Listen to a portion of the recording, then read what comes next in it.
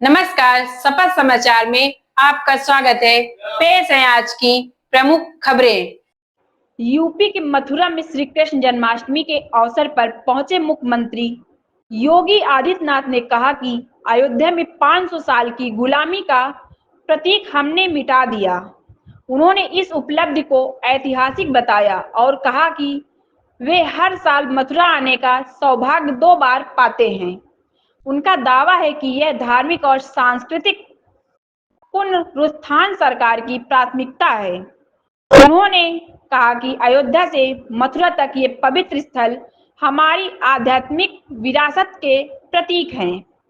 उन्होंने ब्रजभूमि को ईश्वरीय लीलों की भूमि बताया और उत्तर प्रदेश को सौभाग्यशाली करार दिया। मुख्यमंत्री ने कहा कि कई तीर्थ स्थलों को पौराणिक मान्यता बहाल की जाएगी। उन्होंने घोषणा की कि मथुरा, वृंदावन, बरसाना, गोकुल, बलदेव, गोवर्धन और राधा कुंड जैसे स्थानों को फिर से तीर्थ के रूप में स्थापित किया जाएगा। धार्मिक विरासत और आधुनिक विकास में संतुलन जरूरी है। उन्होंने सत्याग्रह, स्वदेशी विरासत संरक्षण, सैनिकों के सम्मान और सामाजिक एकता पर आधारित पंचप्रण का स्मरण कराया। गौ माता को सनातन धर्म का प्रतीक बताया। वह गाय पालन वालों को आर्थिक सहायता का जिक्र किया। उन्होंने कहा कि गायों की रक्षा की जा रही है और किसान जिन्हें गाय पालने का कार्य सौंपा गया है, उन्हें 1500 प्रति माह की सहायता की जाएगी। वर्तमान में 16 लाख से अधिक गाय संरक्षण में हैं। सपा समाचार ब्यूरो, फतेहपुर। यहाँ पर भक्तों की सुविधा और सुरक्षा का अवलोकन करने और जन्मभूमि पर दर्शन करने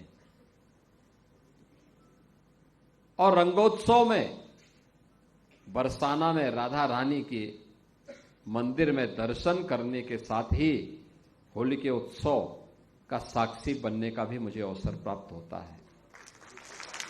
ये हमारा दायित्व बनता है कि आदरणीय प्रधानमंत्री जी ने जो प्रेरणा हम सबको दी, वह प्रेरणा है भारत दुनिया के अंदर अपनी आध्यात्मिक विरासत के साथ ही अत्याधुनिक विकास के एक बेहतरीन संगम के रूप में अपने आप को स्थापित करे।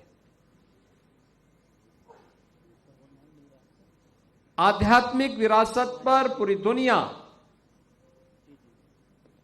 आज शोध करने के लिए उतावली दिखाई दे रही है। विश्व मानवता को जब भी संकट के दौर से उभरना होगा, वह भारत की इस आध्यात्मिक विरासत को ही अपने जीवन का हिस्सा मान करके ही अस्थायी शांति और सौहार्द की परिकल्पना को आगे बढ़ा सकता है। और उसे आगे बढ़ाने के लिए यह सौभाग्य हम सबको प्राप्त हुआ है। आज हमारे माननीय जनप्रतिनिधियों के प्रयास से, माननीय सांसद जी, माननीय विधायकगण, महापौर जी, जिला पंचायत अध्यक्ष, अन्य सभी सम्मानित जनप्रतिनिधियों के सहयोग से जो भी प्रस्ताव यहां के लिए स्वीकृत हुए,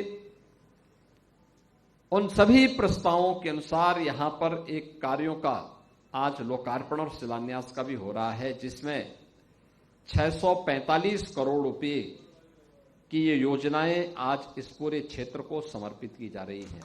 मैं इसके लिए भी मथुरा, वृंदावन, बरसाना, गोकुल, बलदेव, गोवर्धन, राधा कुंड जैसे पावन तीर्थों से जुड़े हुए और इस संपूर्ण जनपद से जुड़े हुए आप सभी नागरिकों को, श्रद्धालुजनों को हृदय से बधाई देता हूं।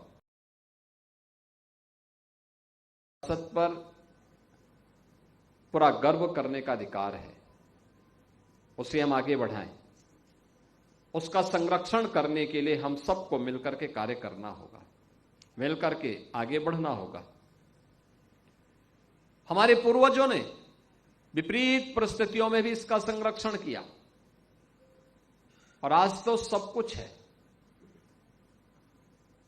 केंद्र में प्रधानमंत्री मोदी जी के नेतृत्व में और राज्य में भी ये डबल इंजन की सरकार लगातार इसके लिए प्राण से जुट करके कार्य करना चाहती है और इसलिए आध्यात्मिक विरासत का संरक्षण हो, लेकिन आधुनिक विकास भी हो, सुविधाएं बढ़े।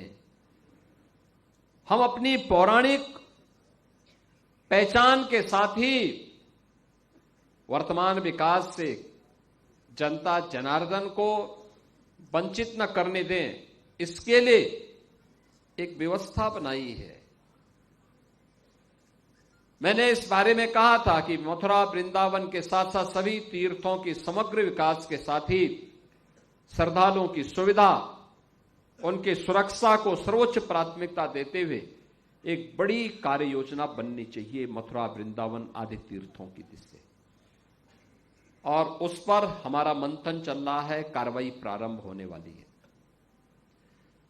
अकेले ब्रज क्षेत्र के लिए, यहां के समग्र विकास के लिए 30,000 करोड़ रुपए की एक नई कार्य योजना को लेकर के हम लोग आ रहे हैं। हमारा ब्रज क्षेत्र फिर से द्वापर की स्मृतियों को ताजा करेगा। जिस ब्रज क्षेत्र में रह करके अपना पूरा जीवन समर्पित भाव के साथ हमारे पूज्य संतों ने श्री कृष्ण की भक्ति के लिए, श्री राधा जी की भक्ति के लिए, इन पावन तीर्थों के संरक्षण के लिए अपने आप को समर्पित किया है, उन भावनाओं को सम्मान करने के लिए सरकार आज प्रतिबद्धता के साथ कार्य कर रही है। आप देख रहे हैं शपथ समाचार।